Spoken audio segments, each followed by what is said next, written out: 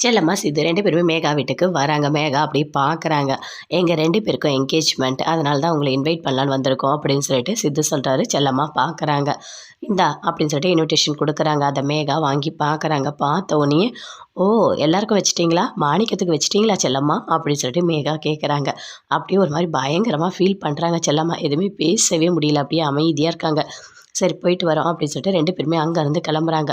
மனோகரம் பார்க்குறாரு. மரகதம் 2 பேருமே பார்க்குறாங்க. என்ன நீ கல்யாணம் பண்ணிப்பன்னு பார்த்தா கடைசியில அவங்க 2 பேரும் கல்யாணம் பண்ணிக்கிறாங்க. எல்லாம் நல்லதே நடக்குது போல இருக்கு அப்படின்னு சொல்லிட்டு மனோகர் சொல்றாரு. அத பார்த்தோனே மேகாக்கு பயங்கரமா கோவம் வருது. அப்படியே போறாங்க. பயங்கரமா ஃபீல் பண்ணிக்கிட்டே போறாங்க செல்லம்மா. அப்படியே அழறாங்க. எதுக்காக நீங்க அழறீங்க? எதுக்கு நீங்க ஃபீல் பண்றீங்க? மேகா எப்பவுமே உங்க மனசு கஷ்டப்படுற மாரி தான் பேசுவா. அவ நல்லதே செய்ய மாட்டா. விடுங்க அதெல்லாம் பெருசா எடுத்துக்காதீங்க அப்படின்னு சொல்லிட்டு சித்து ஆறுதல் சொல்லிட்டாரு செல்லம்மாக்கு. அப்படியே பயங்கரமா சந்தோஷத்தோட அப்படியே மருதாணி எல்லாம் வைக்கிறாரு. வைக்கும்போது அத அப்படியே வந்து பார்க்குறாங்க. மலர் பார்த்துட்டு பயங்கரமா ஃபீல் பண்றாங்க. என்ன இது இவங்க 2 பேரும் இவ்ளோ சந்தோஷமா இருக்காங்க. அம்மா நம்மள கண்டுக்கவே இல்லையே அப்படின்னு சொல்லிட்டு பயங்கரமா ஃபீல் பண்ணிட்டு அங்கருந்து போறாங்க. இவங்க 2 பேரும் சந்தோஷமா பேசிட்டு இருக்காங்க. வாசுதேவன் வராரு. ஜானகி வீட்டுக்கு வந்த உடனே அப்படியே ஓடி வந்து குழந்தை சொல்லுது. சித்துவோட அப்பா வந்திருக்காரு அப்படின்னு சொல்லிட்டு. அவர் எதுக்காக இங்க வந்திருக்காரு அப்படின்னு சொல்லிட்டு பயங்கரமா கோவப்படுறாங்க ஜானகி.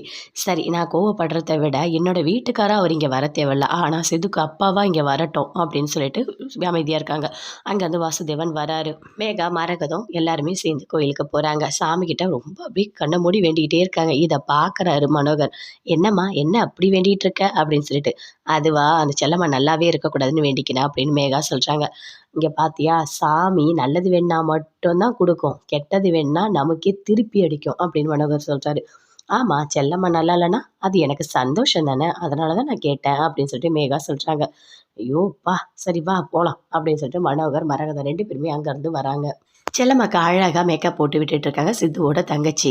நல்லா அப்படியே சூப்பரா அழகா டெக்கரேட் பண்ணிக்கிட்டு இருக்காங்க. அப்போ கரெக்ட்டா மலர் வராங்க. வந்தவுடனே பார்க்குறாங்க. ஆனா மலர கண்டுக்கவே இல்ல. அப்படியே தலையெல்லாம் வாரிட்டு நல்லா சிரிச்சுக்கிட்டே இருக்காங்க. "ரொம்ப அழகா இருக்கீங்க நீங்க" அப்படின்னு சொல்லிட்டு செல்லம்மாவ சித்துவோட தங்கச்சி சொல்லிட்டு இருக்காங்க. "என்ன இது நம்மள கண்டுக்கவே இல்ல. இவ்ளோ இது பண்ணிட்டு இருக்காங்க" அப்படின்னு சொல்லிட்டு பயங்கரமா ஃபீல் பண்ணிட்டு போறாங்க மறுபடியும் மலரு. ரொம்ப சந்தோஷமா ரெடி ஆயிட்டு இருக்காங்க. மலர் பயங்கரமா ஃபீல் பண்ணிட்டு இருக்காங்க. இதுக்கு முன்னாடிலாம் அம்மா எவ்ளோ பாசமா கூப்பிட்டு நமக்கு மெகந்தி போடுவாங்க. "அழகா இருக்கா மலர்" கேட்பாங்க. இப்ப எதுவுமே பண்ணவே இல்லையே!